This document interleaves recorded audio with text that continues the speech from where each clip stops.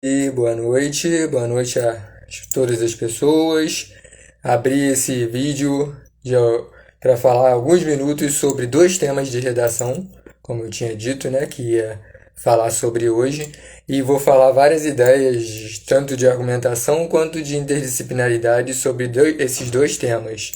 Uma é a temática do meio ambiente, que engloba várias outras temáticas, e a base é diminuição na quantidade de pinguins como alerta à extinção de espécies e à degradação do meio ambiente no planeta. Ou seja, é uma frase tema em que se relacionam pinguins com a extinção e a degradação. Então, em todos os parágrafos de uma redação sobre isso, teria que se falar sobre a degradação e os pinguins, principalmente, né? E também na redação tem que falar sobre a extinção das espécies em si. Então, vocês podem, por exemplo, citar o filme A Marcha dos Pinguins, que fala sobre uma jornada de vários quilômetros, né, que é efetuada por pinguins para poderem se reproduzir, né? E o interessante, né, o chamativo, é que o macho que choca o ovo e a fêmea procura o alimento, né? Tem o filme O Dia Depois de Amanhã, há aquele outro, 2012 também. E o filme Depois de Amanhã, inclusive, no slogan, né, coloca uma pergunta que serve como metonímia ou representação, até alegoria para, para tudo quanto é tema sobre o meio ambiente, que é o slogan. Quando o filme foi lançado, né, e o cartaz, se procurar na internet, aparece: Onde você vai estar? Ou seja, não é. O filme não se baseia na ideia de se vai acontecer, se baseia na ideia de quando irá acontecer e onde cada pessoa, no caso, pode ser interpretado como cada telespectador que está vendo o filme vai estar, ou onde gerações futuras, né, cada uma das pessoas de gerações futuras irá estar quando acontecerem as tragédias ambientais, né? E o filme, né? Esse foi o último que eu vi, filme Catástrofe na Netflix. Tempestade, Planeta em Fúria, que já começa, em vez de outros filmes de catástrofes que eu já vi, sobre que mostram durante as catástrofes, né? Nesse aparece o já as catástrofes controladas, né? E há um sistema mundial de controle do clima, né? Mas, por algum motivo, que o filme elucida depois, começa a falhar esse sistema de controle e as pessoas ficam reféns novamente é, da, dessas tragédias climáticas, né? Então, há questões como negacionismo, quanto ao clima, né? Desumanização. Há até uma reportagem da revista super interessante em que diz que é, a lei da gravidade não é opinião. E várias pessoas estão agindo como se fatos e comprovações já estivessem, já fossem opinião, né? É a mesma frase de, mas é a minha opinião, né? Então é algo, né, que enfraquece movimentos em prol da preservação do meio ambiente e acaba sendo um pretexto, né, para várias pessoas desmerecerem outras e mostrarem a sua indiferença perante a própria objetificação do ser humano, né? Referente à própria objetificação do ser humano, há a questão burocrática envolvendo situações como a do clima, né? E, e também a questão de conchavos e conluios, né? Cumplicidades tóxicas, conspirações envolvendo situações como essas, né? E o, há o filme Rap Fit 2, que fala inclusive diretamente de pinguins, né? E mudanças climáticas e derretimento de calotas polares, né? É o perigo da extinção em si, né? O fato de vários seres humanos se considerarem donos do planeta, né? A falta de educação ambiental, né? Em escolas, em cursos, né? a própria questão do conformismo. E sobre o conformismo em si, um dos livros que eu indico é esse daqui, não só sobre o conformismo, mas engloba vários temas, inclusive esses dois de que eu estou falando nesse vídeo, né? Não Nascemos Prontos, do Mário Sérgio Cortella, do filósofo Mário Sérgio Cortella. E há um trecho do livro em que ele diz que o sempre surpreendente Guimarães Rosa dizia: o animal satisfeito dorme. Por trás dessa aparente obviedade está um dos mais fundos alertas contra o risco de cairmos na monotonia existencial, na redundância afetiva e na indigência intelectual. O que o escritor tão bem percebeu é que a condição humana não perde substância e energia vital toda vez que se sente plenamente confortável com a maneira como as coisas já estão, rendendo-se à sedução do repouso e mobilizando-se na acomodação. A advertência preciosa, não esquecer que a satisfação conclui, encerra, termina. Ou seja, né, ele fala aqui diretamente da questão da passividade quanto a se sentir, né, quanto a estar acomodado, né. Esse vídeo é de alguns minutos, né, só para deixar gravado sobre esses dois temas de redação. E quanto ao meio ambiente em si, né, tem essa questão de não querer se comprometer, né, a própria questão da hipocrisia, inclusive de parte de várias de empresas, né, que fingem preocupação com o meio ambiente, inclusive mostrando que ajudam ONGs, mas poluem. Então essa questão da máscara social, né, também, e a questão do lucro. O próprio Mário Sérgio Cortella, né, o filósofo Mário Sérgio Cortella, ele faz uma diferenciação entre conflito e confronto na sociedade, quanto a confronto ser algo negativo, ser algo que fortalece a matança na sociedade, por exemplo, o ferimento psicológico, físico, enquanto o conflito é algo necessário, já que deve haver um conflito entre ideias diferentes no convívio social. Então, e ele também faz a diferença entre ambição e ganância. Ele diz que a ambição é algo relacionado à vontade das pessoas, é um desejo de alcance, de objetivos, de sonhos, enquanto a ganância é algo negativo, é algo que tem mais a ver com a busca por alcance, a busca por alcançar desejos, mas ferindo outras pessoas, não se interessando pelo bem-estar, em se preocupar com outras pessoas, né? E aí então tem essa questão da hipocrisia em si, né, envolvendo o meio ambiente. Há a questão da falta de autonomia de pensamento, falta de senso crítico. Tem até reportagens, né, como do G1, que dizem que a quantidade de pinguins diminuiu quase 60% devido ao aquecimento global. A sensação de distanciamento, de não pertencimento, não se sentir incluído, representado socialmente, faz várias pessoas acatarem e serem cúmplices de situações negativas, de situações destrutivas, né, muitas vezes autodestrutivas. Então, a falta de empatia e de resiliência em si.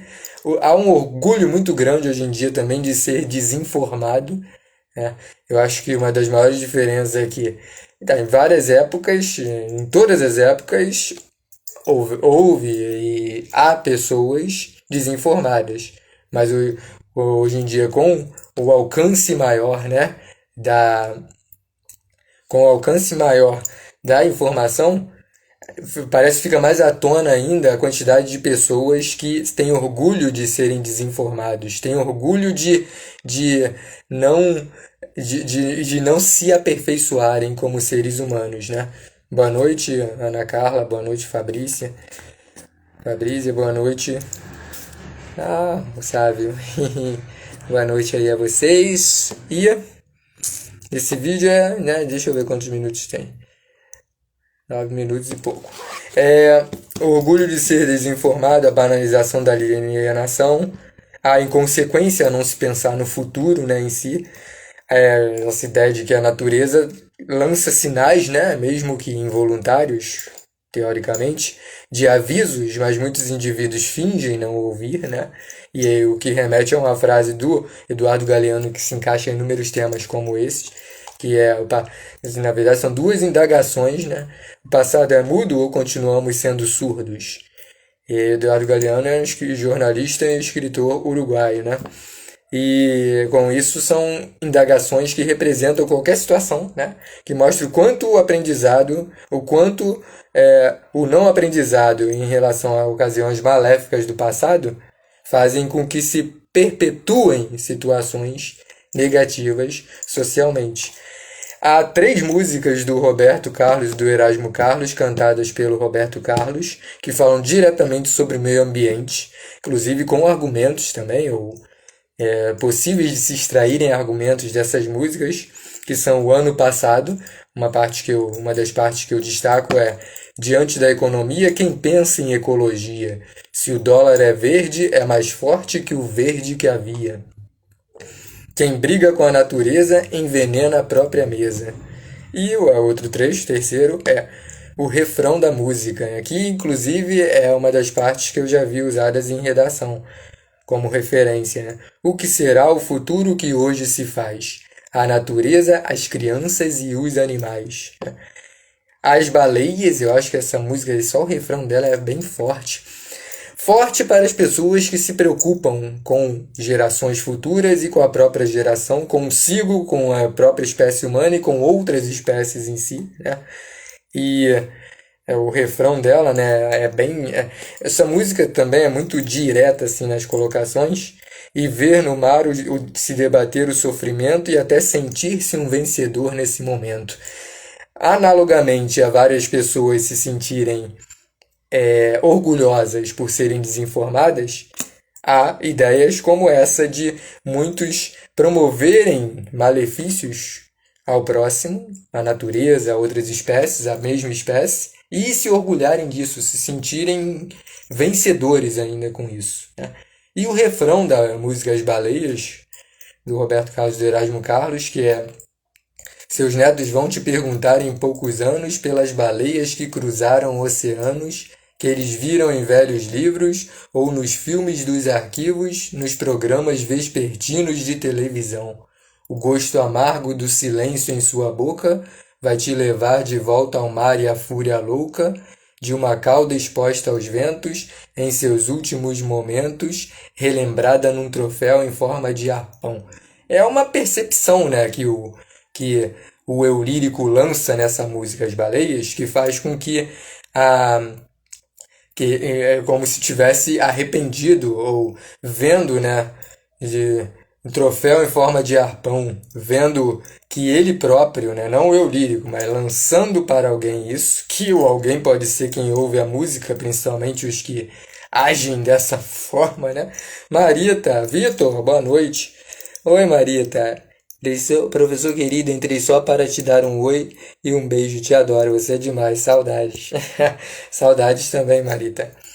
Beijão pra você. Obrigado aí. E esse vídeo vai ficar gravado, né? Eu abri mais para poder gravar mesmo aqui. Não é aquelas lives de 2 horas que eu faço. É de alguns minutos, né? E uns 20, né? E deixa quieto. E muitas pessoas parecem não ter noção, né? Porém, agem de forma oportunista e premeditada várias vezes, né? Tá ótimo, Marita.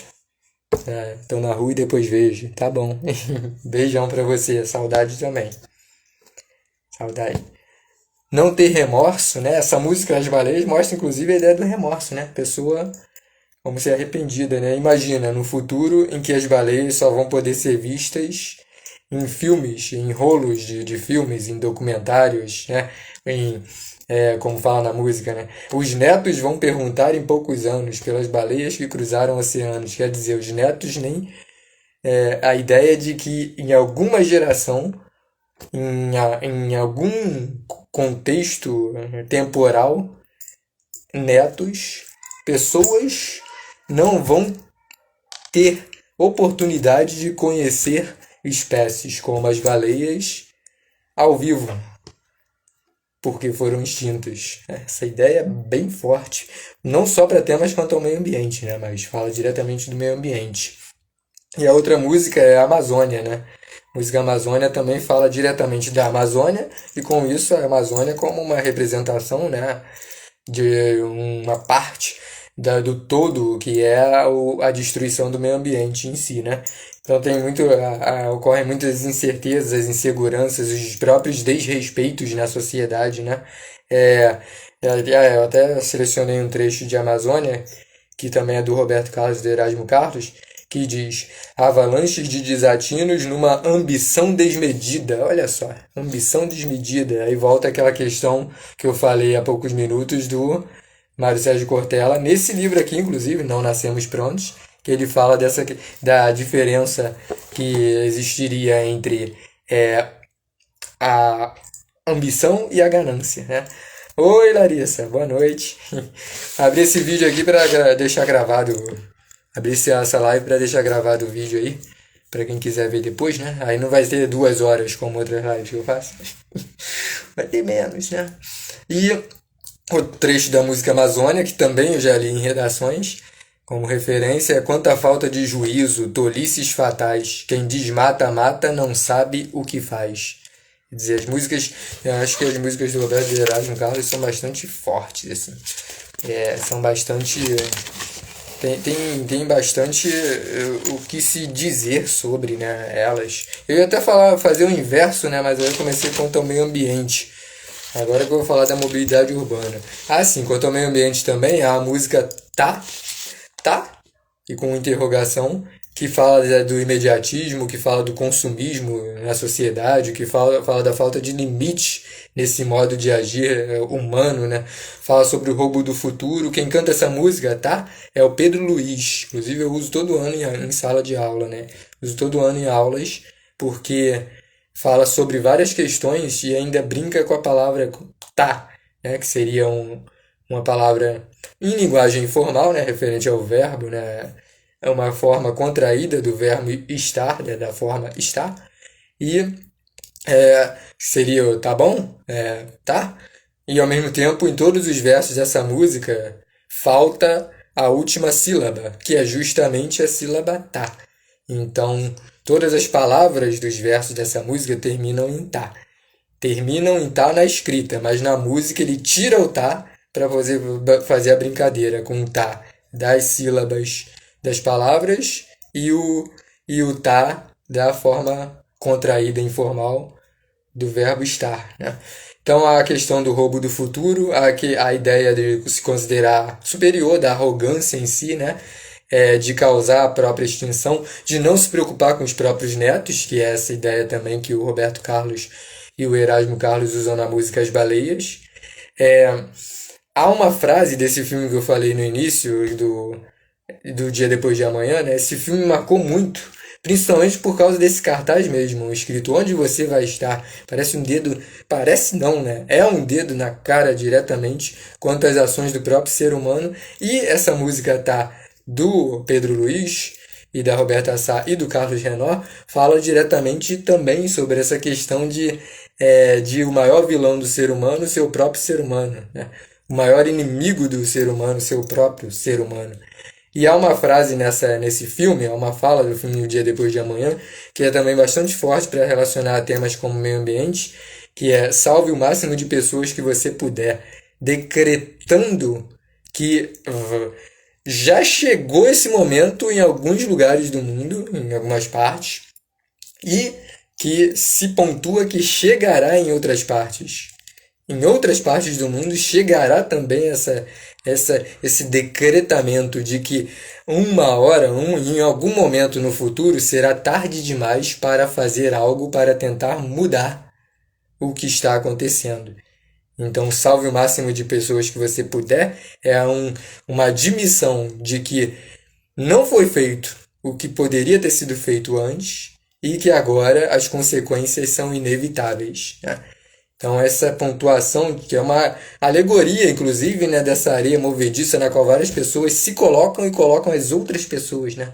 E podendo justamente tornar impossibilitada a reversão de eventos destruidores na sociedade, né? Então tem essa ideia do legado da aniquilação, né? O cunho autodestrutivo do ser humano, né? E várias outras questõezinhas, né? E eu estou relacionando, né, as duas, argumentação e interdisciplinaridade. E para finalizar, vocês reparem que até em outros vídeos que eu já gravei, ou em outro, tem esse entrelaçamento temático, né? Então, várias das interdisciplinaridades e argumentos que eu falei agora, quanto a meio ambiente, se encaixam diretamente no tema mobilidade urbana. E uma das frases possíveis, né, frases temas possíveis, é o transporte rodoviário em pauta das discussões cotidianas no Brasil. Vocês reparem que vocês não precisam citar a interdisciplinaridade que só caiba aquele tema, ou... Não, reformulando. Vocês não precisam citar a interdisciplinaridade que seja especificamente quanto à palavra-chave do tema, né? Pode ter ligação com ela. Então, por exemplo, o filme Um Ensaio sobre a Cegueira, que é baseado no livro do José Saramago, o livro de mesmo nome, a primeira pessoa que cega na história, ela fica cega enquanto está no sinal, no semáforo. E passam alguns segundos sem ela se locomover, porque ela cegou, então o motorista do carro não consegue ir para frente, está desesperado porque simplesmente, de repente, ele não vê mais nada. E ele fica poucos segundos parados e já começa a buzinar atrás dele. Para mostrar também essa correria do cotidiano, né? As pessoas começam a cegar onde quer que elas estejam no livro e no filme. O filme é do Fernando Meirelles, né? E ao mesmo tempo, o filme não foca nisso. É igual aquele filme Um Dia de Fúria, com Michael Douglas, né? Não foca na questão da mobilidade, mas o engarrafamento é o estopim, né? É o que origina, ou que expõe mais ainda, a tensão urbana por meio do protagonista, que é vivido pelo Michael Douglas, a partir do momento em que ele tinha sido demitido e se divorciou, e estava indo para o aniversário da filha, né? Só que ele já estava com esses problemas. A mobilidade urbana, o engarrafamento da cidade é uma representação do próprio caos da cidade, no sentido da... Caos. Caos é uma palavra que, se colocar em redação, precisa ser aprofundada, né? Como se manifesta esse caos? Caos quanto às incertezas sociais, quanto ao medo do desconhecido, quanto à não aceitação ao próximo, a não aceitação das próprias diferenças. E o convívio social, ele pressupõe, ele pede que as pessoas tenham o mínimo de interação entre si, de comunicação. Mas, inclusive é um dos argumentos possíveis em vários temas de redação, que é a falta de diálogo entre as pessoas. Então, buzina, e de trás buzina, aí um já sai do carro com uma arma na mão, por exemplo, né? E aí nesse filme, Um Dia de Fúria, né, mostra um cidadão comum simplesmente se quebrando, se entregando a fúria que já estava dentro dele, pelas frustrações, pelos acontecimentos que pediam que ele conseguisse lidar com isso sem se quebrar psicologicamente. O nome original de Um Dia de Fúria é justamente, o nome em inglês, né? É Falling Down, que é justamente caindo, né? Esse sentido de desabando, que é justamente o que acontece com ele, que é uma representação de várias pessoas das cidades, né? De onde nós estamos aqui, né? Então o filme critica, fala muito do meio urbano como tóxico, ou como insuportável para várias pessoas, que inclusive várias vão ou para outro estado, ou para outro país, ou se distanciam de alguma forma, né, desse meio urbano, às vezes vão para um meio que tem menos pessoas, né? O slogan desse filme é a aventura de um homem comum na guerra contra a rotina diária do mundo, né? Então tem essas situações. E fala também uma história sobre a realidade urbana. Então, vários aspectos de que fala esse filme, de que trata esse filme, O filme não foca na mobilidade urbana, o filme foca justamente nas problemáticas cotidianas, nos confrontos cotidianos que requerem que a pessoa se controle mais psicologicamente, mas se sabe, né, que isso é mais difícil de acordo com cada pessoa, de acordo com o modo de enfrentar, né? Então, o engarrafamento é justamente esse estopim de discussões tóxicas e agressivas, né? Aí ele decide sair do carro e vai promovendo uma situação de ataques, né, a outras pessoas, né? Então, se relaciona diretamente a esse filme a questão da insegurança e do medo de andar pelas ruas, a luta diária, né? Boa noite, Fernando. O, a passividade e o comodismo também se encaixam aqui.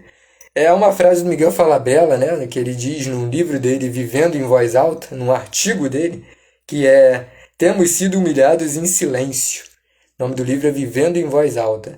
Temos sido humilhados em silêncio. Essa frase se encaixa, ó, a ideia da representação da metonímia na redação.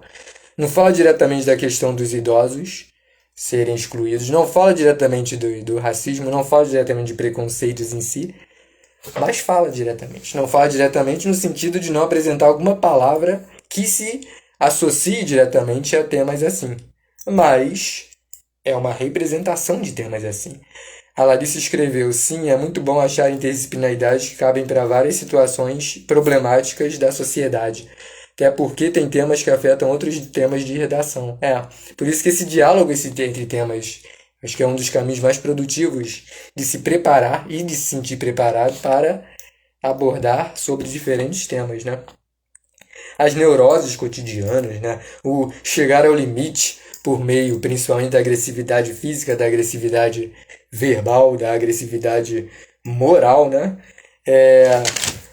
A revista Super Interessante faz um paralelo numa reportagem chamada Idiota Brasileira, artigo/reportagem, em que diz que no Japão o semáforo em amarelo significa desacelerar, que não dá mais tempo. Já no Brasil, o amarelo significa acelerar, que ainda dá tempo. Então a mobilidade urbana também se relaciona muito com essa questão da desorganização cotidiana, ou de a pessoa ter tarefas demais para serem supridas em 24 horas.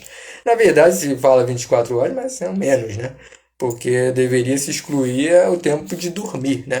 Que o ideal é 8 horas ou mais. Porém, né, a cultura imediatista, há uma música, né, chamada Pois é Pra Quê, que ficou famosa cantada pelo MPB4, que é de um compositor chamado Sidney Miller, que ele diz num trecho: quem tem mais pressa que arranje um carro para andar ligeiro sem ter porquê, sem ter para onde, pois é, pra quê?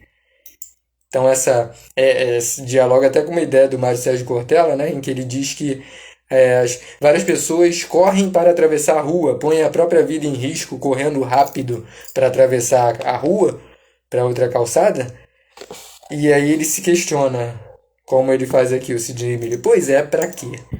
E o Mário Sérgio Cortella se questiona: será que a pessoa vai usufruir desse tempo que ela perdeu e quase morreu? Quase foi ferida? Atropelada por algum carro? Ou esses segundos que ela correu, ela correu porque vai usufruir em algo produtivo para ela ou para outras pessoas? Infelizmente, a resposta é quase sempre a primeira, né? A cultura imediatista, essa deturpação da própria relação entre presente, passado e futuro, viver o presente de forma exacerbada sem se importar com outras pessoas, né? Essa ideia do imediatismo começou por meio de um escritor e documentarista norte-americano chamado Douglas Rushkoff, que ele diz que escreveu que o passado não existe e o futuro é sempre incerto. Outro que fala disso é o historiador Luiz Antônio Simões. O hábito da transgressão às leis, né? A própria prepotência e o abuso de poder, o trânsito, a mobilidade urbana, o trânsito em si é usado como palco de disputas tóxicas, de disputas letais, né? Que remete a disputas territoriais que ainda existem e que convergiram na fundação da chamada civilização, a matança, né? E o trânsito pode até ser comparado, as ruas em si podem ser comparadas com arenas da antiguidade, né? Mas os animais ferozes não são os animais irracionais. Os animais ferozes são os animais racionais. Quem somos nós, né? Que põem a vida do próximo em risco, né? Em perigo, né? E com isso, há até vias como a própria Avenida Presidente Vargas, né? Que passa lá pelo centro do Rio de Janeiro, em que eles chegaram a colocar letreiros de quantos acidentes, né, já tinham havido naquele próprio ano, e que depois eles colocaram cercas nas calçadas para não atravessarem, para atravessarem no semáforo e não entre o semáforo. Porém, há pessoas que quebram a cerca para passarem por baixo e, ou seja, né, até quando autoridades parecem querer de fato ajudar, muitas pessoas, cidadãos comuns principalmente, não acatam, né? Então ocorrem mais mortes nas rodovias, né? A própria irresponsabilidade quanto a apatia em si, né? A indiferença, a Fabrício escreveu que era bem assim. É mesmo? Ainda bem que você se aperfeiçoou nisso, então, né? Isso é muito importante. Boa noite a todos aí, é certo? O vídeo que ia ser de 10 minutos está meia hora, mas quem se importa, né? E vou até uns 40 minutos. A questão da irresponsabilidade, da falta de comprometimento, a apatia, né, que é o inverso da empatia, a indiferença, a naturalização da segregação coletiva. Boa noite. Exata e sem enrolação. Boa noite, exatas aqui, viu? Para mostrar que não tem isso de, né? Que mané, humanas versus exatas. É humanas mais exatas, né? Que mané, versus. Fabrícia Rio falou, parei de correr contra o tempo. É o tempo, criação humana, né? Demarcação do tempo, e ao mesmo tempo várias pessoas transformam o próprio tempo criado pelo ser humano em inimigo, né? Acho que várias pessoas realmente não têm tempo porque precisam, naquele momento, ter mais tarefas de fato. Porém, eu acho que há várias pessoas que têm uma quantidade de tarefas razoável, não excessiva, mas que não se organizam. Não é à toa que, né? Não sei vocês, mas a maioria das pessoas com quem eu marco um encontro chegam atrasadas, né?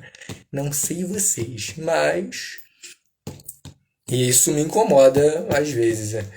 Esse atraso, né? É uma falta de organização, acredito. Mas pegou muita tarefa. Às vezes sim, mas várias vezes eu acho que é a falta de organização, né? Falta de fazer um cronograma, né? Uma tabelinha. Então se naturaliza a própria segregação coletiva. Para entender mobilidade urbana, né? Acho que, sabe aquela ideia de experimentar situações? De passar por experiências do experimentalismo em si? Pois é.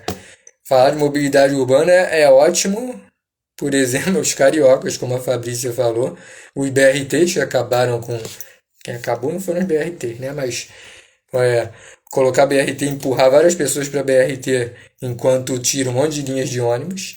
Algo que eu tenho reparado também é que há linhas de ônibus que diminuíram a frota, como, né, a maioria delas, ou todas, do Rio de Janeiro, mas da cidade do Rio de Janeiro, mas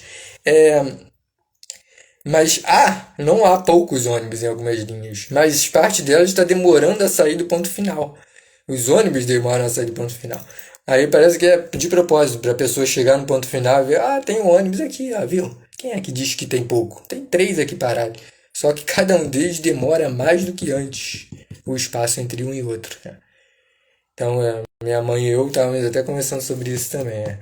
Condições estruturais precárias, tanto de ruas quanto de ônibus. Entrar no ônibus e ter goteira no ônibus, por causa do ar-condicionado, mal cuidado. Janela quase soltando, ainda mal dá para conversar dentro do ônibus, né? E redação lida não só com esses exemplos e constatações cotidianas, mas, principalmente, do que nós extraímos disso, o que nós achamos sobre isso, né? Como que nós vemos isso, como que nós opinamos sobre isso, né? Então, os estereótipos, né, que perpetuam os isolamentos opressores conforme o poder aquisitivo também, né, porque ônibus da Zona Sul, dificilmente acontece algo assim. É janela, sair, a maioria tem ar-condicionado, né, ou vários deles, bem mais do que na Zona Oeste, né. A dependência às rodovias em si, muitos citam a mobilidade urbana, aliás, a interdisciplinaridade mais citada é o Juscelino Kubitschek, relacionando as rodovias ao rodoviarismo em si, as restrições de trajetos. Enquanto isso, há uma excessiva estetização social, né? Há uma preocupação muito grande na estética. VLT. Ah, pode auxiliar pessoas. Auxilia pessoas para locomover. Mas, e a questão mais da metade da Rio Branco não circula ônibus? É, ou, é, uma parte da Rio Branco não circula ônibus, até o Largo da Carioca, né? Circula. Aí depois só a VLT. VLT de propósito, a questão da estética, acredito, com o padrão europeu, né? Justamente para ter esse maior olhar, né? E é uma área em que é muito frequentada por pessoas que vêm de outros lugares, né? Inclusive muitas de fora do Brasil. Parece que é mais para mostrar, né, que há uma preocupação quando aparece muito essa questão da hipocrisia, um fingimento, né, de preocupação. Então restringe trajetos ao, inclusive, o próprio BRT pode ser interpretado assim, né, como um empurrar de pessoas para para o próprio BRT, né, enquanto tira outras linhas de ônibus. A desarmonia espacial, né, esse tema aqui tem a ver, inclusive, com a questão da arquitetura hostil. É outro tema que eu vou falar em algum vídeo. A submissão a padrões, né, a questão do próprio comodismo que eu tinha falado antes, quanto a, por exemplo, considerar que reclamar não vai acontecer nada, não vai mudar, então muitos ficam lá de boquinha fechada, né? Não reclamam. E não reclamam, não reivindicam, mas reclamam bastante sobre a situação que enfrentam, né? As brigas no trânsito, as disputas no asfalto, né? Em analogia às próprias arenas da antiguidade, como eu falei, né? A questão dos gladiadores, dos guerreiros, né? A competitividade, que abrange inclusive segurança, meio ambiente, transporte. O oportunismo, pessoas aproveitadoras na busca por se beneficiarem, né? As tensões humanas, né? A imobilidade espacial fundida à imobilidade existencial. Essa questão aqui eu tenho falado em aulas também. Imobilidade espacial unida à imobilidade existencial. Que é o que acontece, inclusive, no filme Um Dia de Fúria, que eu falei há poucos minutos, né? Há outro filme que fala sobre problemas da cidade grande, que diz respeito a tudo quanto é tema de redação. Especifica Buenos Aires, mas é uma representação de cidades grandes. Medianeiras de Buenos Aires na era do amor virtual. Há inclusive uma reportagem da revista super interessante, Guia do Estudante, que fala diretamente desse filme, quanto a temas possíveis de aparecer em redação desse filme. A questão da solidão, a questão de morar perto e não se conhecer, a questão da distância ideológica e não espacial, a própria arquitetura hostil, né? Medianeiras é a parte dos prédios onde não pode se construir janela, né? Mas há pessoas que burlam essa regra e constroem janela para o ar, né? Para a própria questão de não favorecer o isolamento social. Medianeira é isso. Crescimento urbano desordenado, no filme fala diretamente disso, e aí tem essa questão de relacionar o espaço com o interior, né? Inclusive fazendo uma relação entre temas objetivos e temas subjetivos, né? Relicário, pessoal, eu adquiri, né? Eu tenho aqui, né, um cordão, né, dessa loja, que eu comprei pelo Mercado Livre, né? Relicário. Eu indico muito, hein? Vou até, né, vou ver outros aí na loja, porque eu gostei bastante. O cordão era sobre o filme, do filme, né, Evil Dead, que eu vi no cinema, Evil Dead Rise. E os outros da série de filmes marcou muito, né? Me marcaram muito. Cordão esse daqui, ó. Propaganda é a alma do negócio, né? E hoje em dia esse daqui é o ator principal, né? Mais de perto mostra umas nojeirinhas assim do filme, né? Já que é terror, né? Só que, né? Normal. Quem gosta?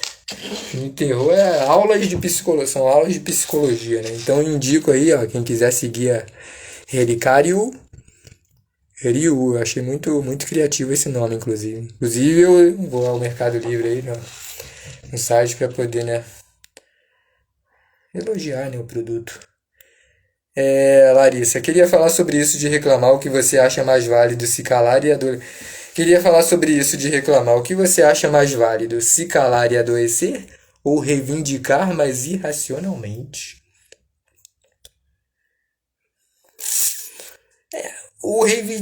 Eu acho mais válido reivindicar. Bom, muito boa pergunta. O reivindicar, mas irracionalmente, Larissa.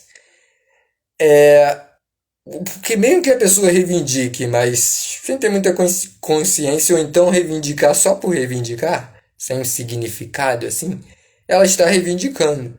E toda forma de reivindicação, acredito que sirva para ajudar a própria pessoa que reivindica, quanto outras pessoas, né?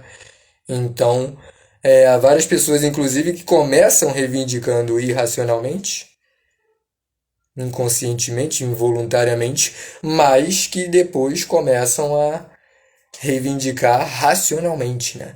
Não reivindicam só por reivindicar. Não deixam de achar, né, de considerar ser um tanto faz e considerar que é importante, né? Que é mais relevante agir assim. Aí a Larissa escreveu também. Acho que a situação hipotética que coloquei como exemplo é horrível. Eu não achei não, Larissa. Não achei horrível não. Muito boa, aliás, gostei bastante dessa pergunta aqui, hein? Aí eu posso até transformar essa pergunta aqui numa frase tema de redação, né? O que você acha? Aí sem. Botando. O que é mais válido? Calar-se? Se calar? E adoecer? Ou reivindicar mais irracionalmente? De nada, Larissa. Muito obrigado a vocês, né? E o que? Para terminar, né? Só essa questão aqui do crescimento urbano desordenado. Os relacionamentos vazios, né? Remete ao próprio Bauman. Tá? E a falta de interação entre pessoas, né? O filme Crash no Limite também é um dos que fala diretamente sobre isso. De esbarrarmos uns nos outros. Muitos de nós esbarrarmos uns nos outros só para ver se sentimos algo, né? Só para ver se explicita a sensibilidade em meio a essas tantas tensões cotidianas, né? Pessoas solitárias em apartamentos, né? A própria questão de apartamento, né? Uma reportagem da revista super interessante que me fez perceber isso. Apartar é separar, né? Então, a própria ideia do apartamento, porque várias pessoas que moram em apartamento moram sozinhas. Então, apartamento, separar, parece que o próprio nome apartamento é uma representação do isolamento, da segregação na sociedade, né? Achei bem uma analogia tanto assim com o nome da palavra, né? A vida dos personagens como reflexo do ambiente, nesse filme Medianeiras, Buenos Aires na Era do Amor Virtual. Aliás, há várias histórias que fazem isso, e isso é muito importante de se refletir e analisar quanto a redações, né? A vida dos personagens como reflexo do ambiente em que estão inseridos, né? E só ia mostrar esses livros aqui, ó. Lia Luft, Paisagem Urbana, Dor e Amor pelo País, é da Lia Luft, ó. São vários textos, né, que dá para ler, em algumas partes dá para ler até fora da ordem, como artigos, né? Não sei o que eles chamam aqui.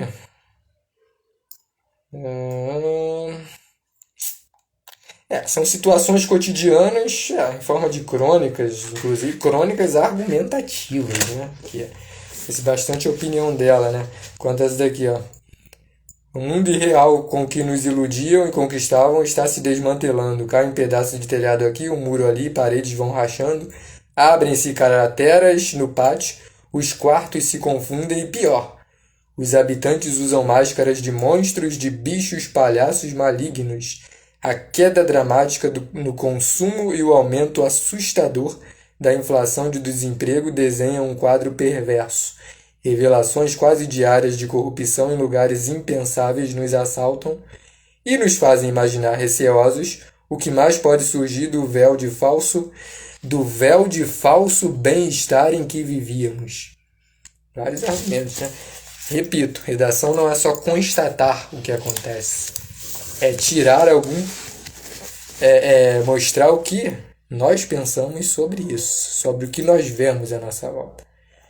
A quebra de confiança é uma perda moral, agiganta-se e nos inquieta a questão em quem confiar, por que confiamos tanto, como não enxergamos nada, como permitiram isso, tendo a ver inclusive com a sua questão, com a questão que você abordou, Larissa. Como não percebemos nada e aos que pretendiam denunciar, subornavam ou mandavam se calar para não estragar a festança.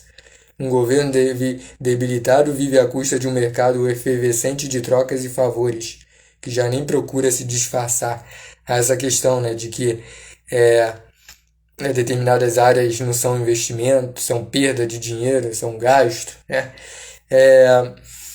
Esse livro aqui aborda sobre muitas temáticas também. Paisagem urbana, dor e amor pelo meu país. Pelo meu país, né? O Brasil. Ou seja, se relaciona a maioria dos temas, inclusive quanto ao Enem, né?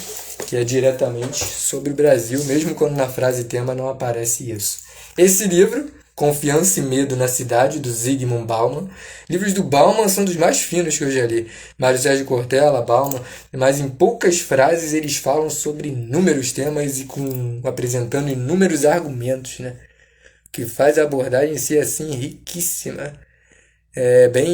Bastante para analisar bastante a fundo vários temas, né? Esse daqui eu até selecionei um trecho aqui, mas a própria sinopse dele já é argumentação de redação. Desde o início, o Estado moderno teve de enfrentar a tarefa desencorajadora de administrar o medo. As pessoas têm medo de ter medo, né? E muitas pessoas tentam esconder suas fragilidades no trânsito, na própria questão quanto ao meio ambiente, né? Muitos fingem não se preocupar, muitos não se preocupam efetivamente, e com isso tem essa questão da indiferença. Foi obrigado a tecer de novo a rede de proteção que a Revolução Moderna havia destruído e repará-la repetidas vezes à medida que a modernização promovida por ele mesmo, o Estado moderno, só a deformava e desgastava. Ao contrário do que se é levado a pensar no coração do Estado social, êxito inevitável da evolução do Estado moderno, havia mais proteção, garantia coletiva contra as desventuras individuais, do que redistribuição da riqueza. Para as pessoas desprovidas de recursos econômicos, culturais ou sociais, de todos os recursos, exceto da capacidade de realizar trabalhos manuais, a proteção só pode ser coletiva. A Larissa escreveu um dilema que veio na minha mente hoje. Muito bom esse dilema. Ó a sinopse do livro. A arquitetura das cidades tornou-se defensiva. Alerta o brilhante sociólogo Zygmunt Bauman nesse livro. Defensiva, o ataque, com pretextos de vou atacar antes para não me atacarem, no trânsito, por exemplo, né? A especulação como pretexto, o achismo como pretexto para agredir. Ela se enrijece na nova missão de construir fortalezas e dispositivos para atender ao medo e à insegurança que passaram a dominar a vida urbana na modernidade líquida. O dilema visceral das grandes cidades está na cisão entre segmentos sociais opostos, condenados a viver no mesmo espaço físico, as elites conectadas ao universo globalizado e os cidadãos impossibilitados de sair do seu lugar que lhes é conferido. O grande desafio dos pensadores políticos contemporâneos para Bauman, seria recuperar a dimensão comunitária do espaço público, como forma de aprender a arte de uma coexistência segura, pacífica e amigável. Vocês sabem que dá para usar ideias e argumentativas interdisciplinaridades?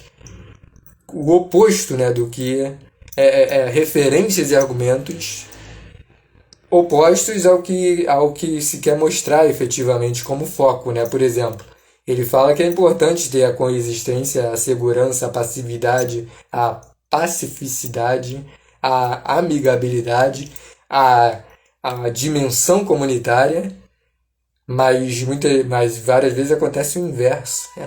E redação, na maioria delas, que são temas objetivos, concretos, palpáveis, como esses dois que eu estou apresentando hoje, elas priorizam justamente o lado negativo do ser humano, que é inclusive o lado que a maioria escolhe colocar em redação porque acha mais fácil, digamos assim, né? Mais produtivo, né? E outro livro que eu tenho a apresentar, que é o quarto e último, né? Humanos. Uma breve história de como fodemos com tudo, ó. É isso daqui, ó. Só que no livro tem, né, esse pontinho aqui no F, ó. Tom Phillips. É jornalista? Deixa eu ver, acho que é. Jornalista, humorista e mora em Londres. E é um trecho desse livro que fala diretamente do meio ambiente. Aliás, outros também, mas esse daqui, ó. A agricultura não foi perpetuada porque facilitava a vida de todos, mas porque dava às sociedades que a praticavam um impulso darwiniano que as outras não tinham. Elas podiam ter um número maior de filhos mais rápido. A agricultura alimenta mais bocas e depois que você para de se mudar o tempo todo, não precisa esperar seu filho aprender a andar para ter outro. E ocupar cada vez mais terras, eventualmente expulsando os não fazendeiros. Foi com a agricultura que começamos a mudar o meio ambiente. Afinal de contas, é isso que o cultivo de terras faz. Você pega plantas e as coloca em lugares nos quais elas não pretendiam estar. Você passa a transformar a paisagem. Você tenta se livrar das coisas que não quer para abrir espaço para aquelas que prefere. Larissa, sem problema, estou terminando agora a live, certo? Seu celular vai aguentar até o fim. Eu disse que meu celular está 3%, que tristeza, vai descarregar. A intenção é ser uma live de no máximo meia hora, mas, né? Quando eu falo que a live é pequena, tem 50 minutos. Mas é muito pela participação de vocês e pela nossa união, né? Pelo WhatsApp, por aqui pelo Instagram, pelas mensagens privadas e pelas lives e por esses vídeos, né? Gravados como este daqui. Muito obrigado sempre, tá? A vocês. Muito obrigado a quem participou. Muito obrigado a quem escreveu as mensagens. Muito obrigado, Larissa, minha fã. Você, minha mãe, meu pai e minha irmã são minhas maiores fãs aí, né? São as que estão mais recorrentes aqui, né? Tudo quanto é vídeo que eu gravo e live minha. Muito obrigado, tá? E muito obrigado, pessoal, por tudo. E esse vídeo vai ficar gravado. A intenção da live era essa. Nem avisei, né? Assim, chamei live, né? E qualquer pergunta que tiverem, qualquer dúvida, qualquer questão, comentário, estou aqui. Beijão, abração, muito obrigado sempre. E é mesmo, Larissa. Sou. Yeah. Muito obrigado sempre. Beijão, abração e até mais. Tchau.